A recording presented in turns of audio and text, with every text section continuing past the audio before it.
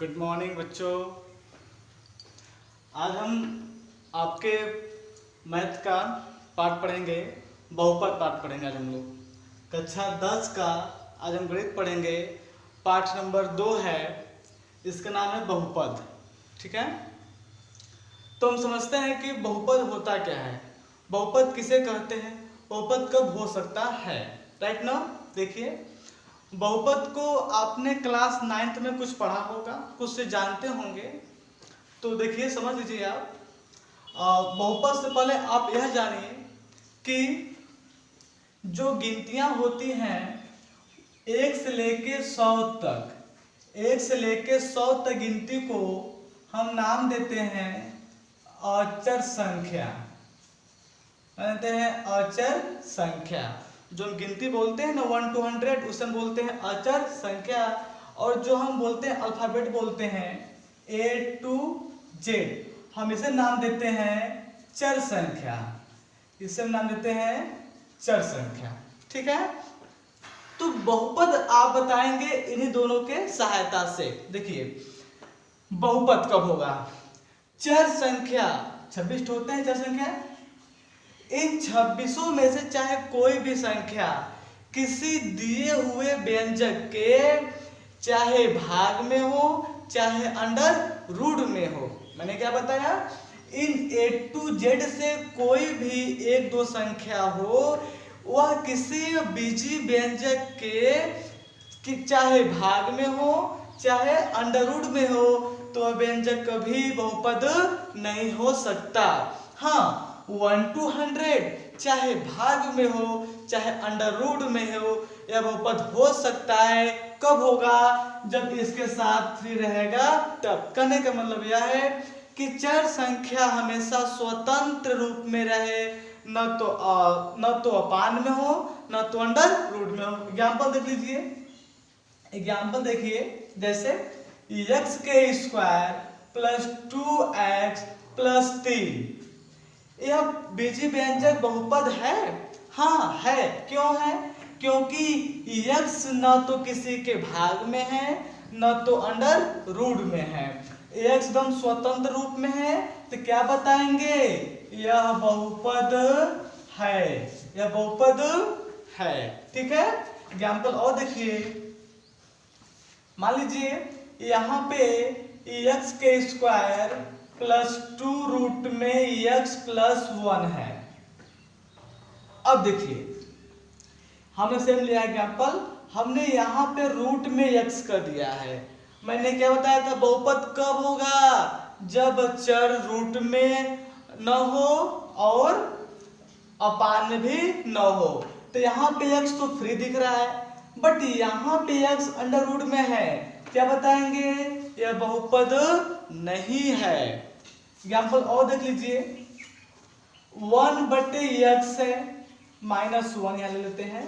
यह बहुपद है, यह बहुपद नहीं है, यह बहुपद नहीं है।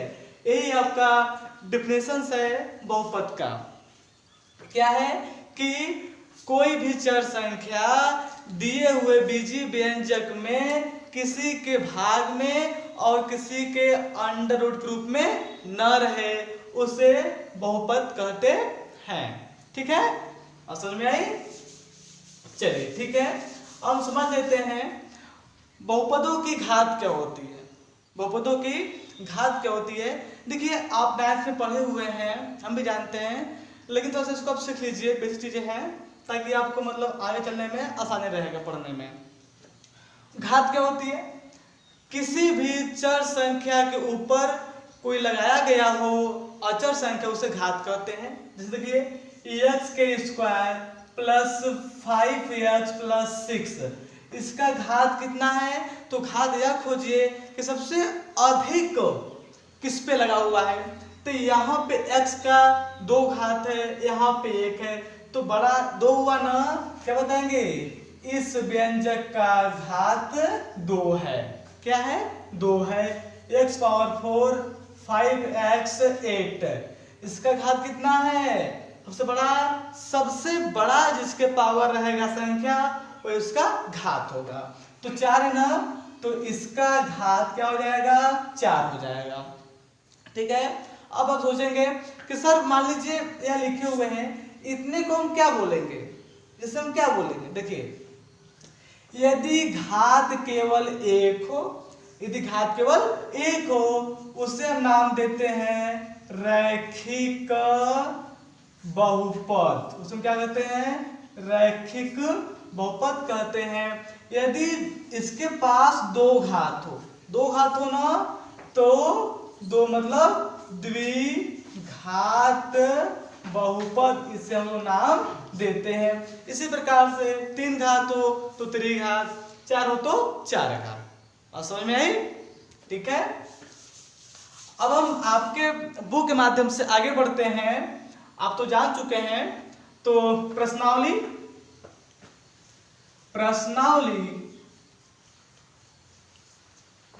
हम पढ़ेंगे 2.1। बहुत इजी है और उसे केवल 6 सवाल दिया हुआ है। आप सीख लेंगे यदि 1-2 तो पूरा आप खुद कर ले पाएंगे। ठीक है, देखिए किसमें क्या होता है, कुछ नहीं करना है। उसमें आपको दिया हुआ है y बराबर px, क्या दिया है, px दिया है। तो पूछा है px का शून्यांक क्या होगा, इसका शून्यांक आपसे पूछ दिया हुआ है। बहुत इजी है। देखिए आपके पास कोई चतुर्थांश है, ठीक है, x डैश y डैश, यहाँ पे सेंटर O है।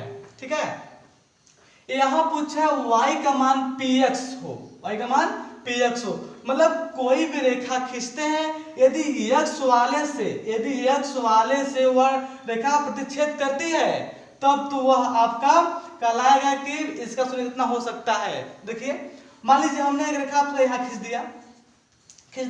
अब देखिए यहाँ में x चाहिए, तो x की जो प्रॉपर्टी है यहाँ से लेकर यहाँ तक है, तो यह रेखा x पे है, x पे नहीं ना, y पे है ना।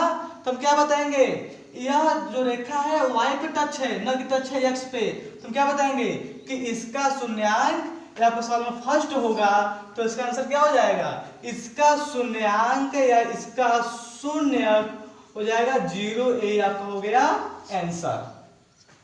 ठीक, चलिए हम आगे का क्वेश्चंस अगले वीडियो में करते हैं। ठीक है, जैसा कि हमारे पहले वीडियो में हमने आपको पढ़ाया था बहुपद के बारे में, ठीक है ना, तो उसमें तो समझाया था कि बहुपद होता क्या है, कब होगा, कैसे होगा। तो अब हम उसके क्वेश्चंस को कर लेते हैं।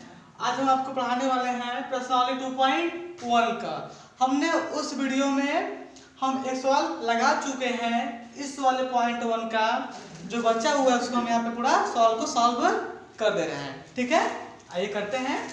तो बुक तो सबके पास होंगे, देख लीजिए।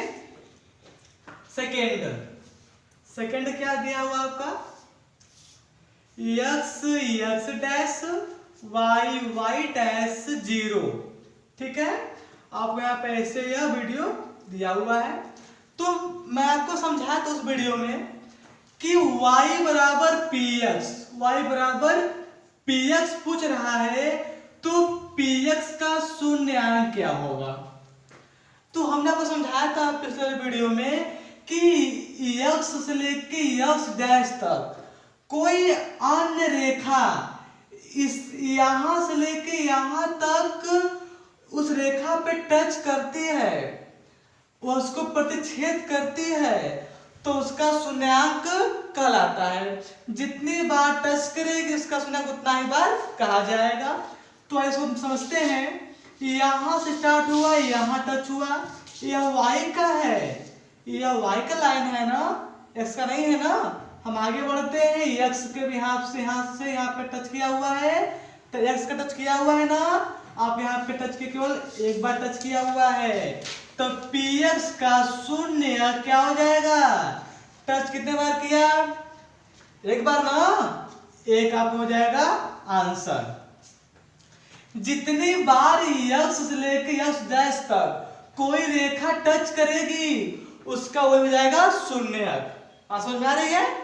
थर्ड देख लीजिए, x डैश y डैश 0 क्या दिया है थर्ड वाले में आपका इस तरह से ऐसे दिया है।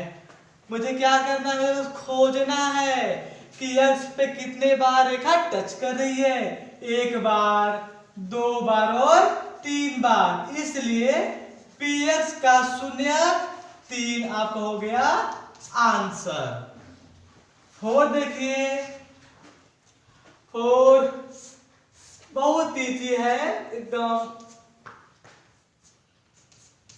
0 क्या दिया है, ऐसे दिया हुआ है, एक्स पे टच कर रहा है कितने बार, एक बार और दो बार, तो px का शून्य कितना 2, ये आपका हो गया आंसर। अब देख लीजिए 5 नंबर। 5 देखिए तो x डैश y डैश 0, 5 आपको दिया है, यहां से लेकर यहां फिर ऐसे दिया हुआ है, तो एक टच यहां किया, एक टच यहां, एक टच यहां, एक टच यहां, 1 2 3 4, यहां नहीं, यह y का रेखा है, 1 2 3 4, इसलिए px का शून्यक 4 आपका आ गया आंसर। छठवां देख लीजिए, x डैश y डैश 0, ठीक है। तो आपका दिया हुआ है यहां से लेके यहां ऐसे, फिर ऐसे, फिर ऐसे, तो 1 2 3, इसलिए px का शून्यक 3 आपका हो गया आंसर। आपका एक्सरसाइज 2.1 कंप्लीट हो गया। आपको इसे समझ में आया भी होगा। अब हम आपको 2.2 पढ़ाएंगे अगले वीडियो में, ठीक है।